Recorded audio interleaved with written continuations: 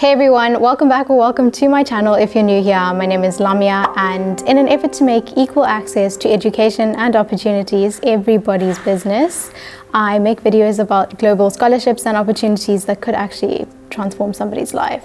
So June is a very interesting month for a lot of us. A lot of people are celebrating their birthdays. I arguably have always thought that June is the coldest month in Zimbabwe, even though statistically it's probably July, but I always feel like June is a bit more cold. If you're Zimbabwean and you agree with me, please put it in the comments. I am trying to prove a point. So a lot of us are consulting our New Year's resolutions, trying to see if we have actually committed to meditating for 5 minutes every day.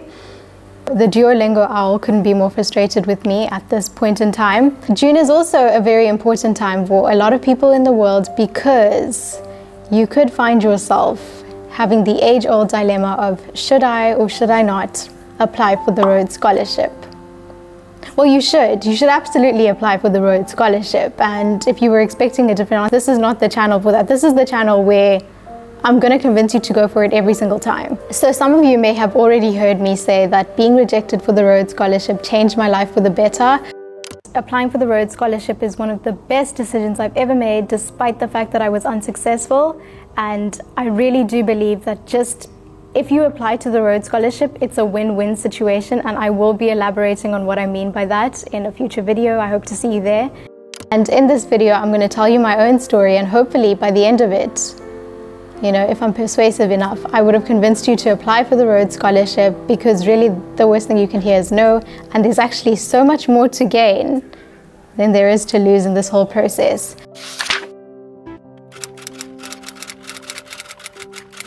So firstly, applying to the Rhodes Scholarship, sets a standard for you. You know that little clip of Steve Harvey talking about why you should fly first class? A little extra money to fly first class. Once you get in first class and you see how wide the seats are, everybody get a washcloth, they got a menu, you get to decide what you want, all the drinks is free. Once you sit in first class one time, the next time you get on a plane, it's very difficult to walk past them seats. And then your mind starts thinking of ways to get back to first class. And guess what? That's what you start attracting to your life. And you start behaving and producing stuff to get you back into first class.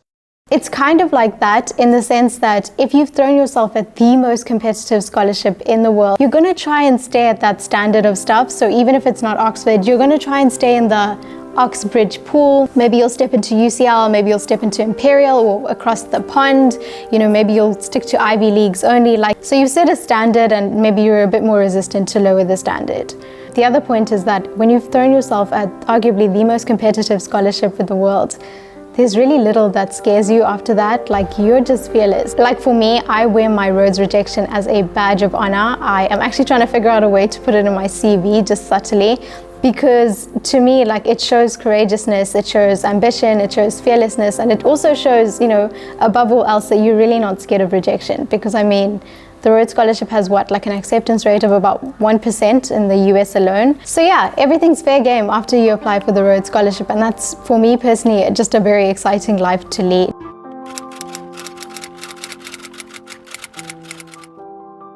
Okay, secondly, most people apply for the Rhodes Scholarship because they want to go to Oxford. So say you get rejected for the Rhodes Scholarship, you can still go to Oxford. Oxford is still yours for the taking. There are a plethora of scholarships to go to Oxford. Definitely been speaking a lot about the Rhodes Scholarship lately, and you may be thinking it's just not your vibe. Maybe you're looking for a scholarship with a less controversial history. I hear you. The good news is that there are a plethora of scholarships for international students to attend the University of Oxford. Here's a list of some of those.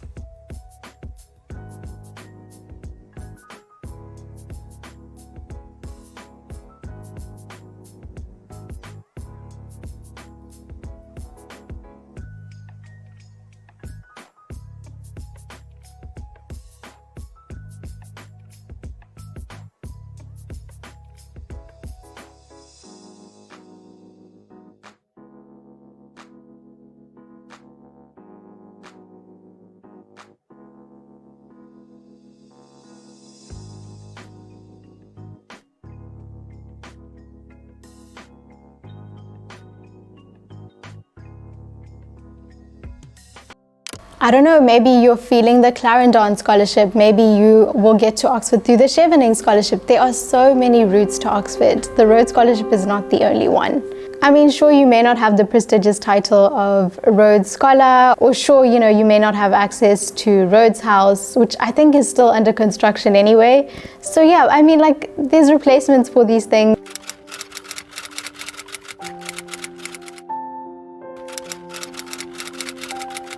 So had I been successful in my Rhodes Scholarship application, I would have been starting my Masters at Oxford in September 2021. You know what I actually started in September 2021?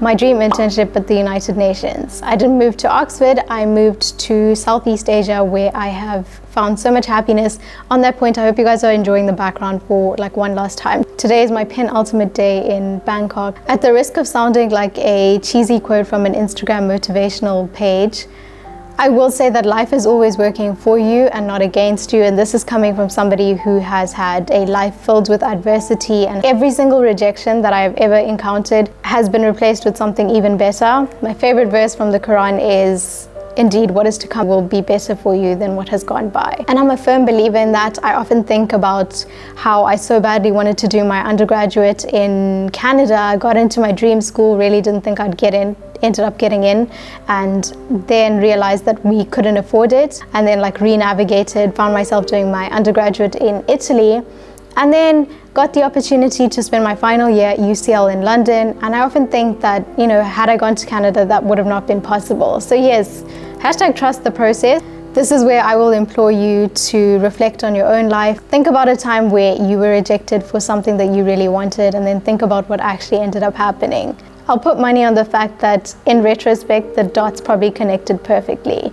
I'm a huge believer in what is meant for you will never miss you. So yeah, even if you get rejected for the Rhodes Scholarship, maybe it's just not for you. Maybe you're a Night Hennessy kind of girl. You get me? Like maybe not Oxford, maybe Stanford.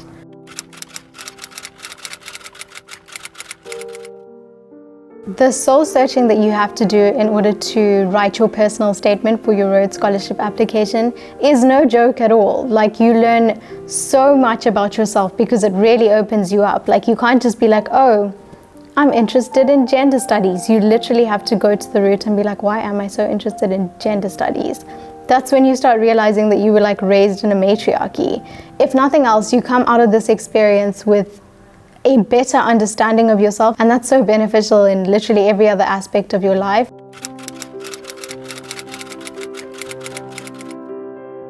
While I am mostly not a fan of the fact that the Rhodes Scholarship calls for 6 reference letters, you know, it also gives you on-hand references for a very long time afterwards. I can't tell you how many times my professors have reused my Rhodes Scholarship applications, and I feel like less of a burden to them because they don't have to do, you know, a whole new reference letter. All they have to do is tweak the name of the scholarship and the name of the university, and we're good to go.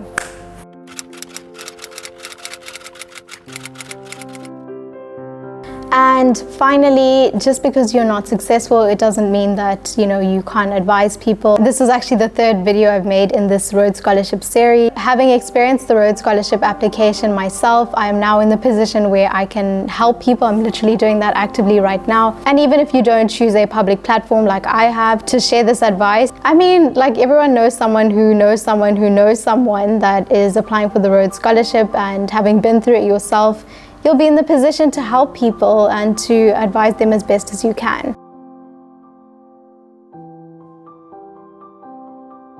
I really hope I've managed to silence your doubtful thoughts, and I hope I've encouraged you to just put your best foot forward and not to self-disqualify. I really hope I've convinced you that the very worst thing you can hear is no, and the very best thing you can hear is congratulations. You are the next Rhodes Scholar. I don't know, I've always imagined how one gets told. I think it's like an announcement ceremony. Good luck with your application. Please do keep me posted on the outcome, and I'll see you guys on the next one.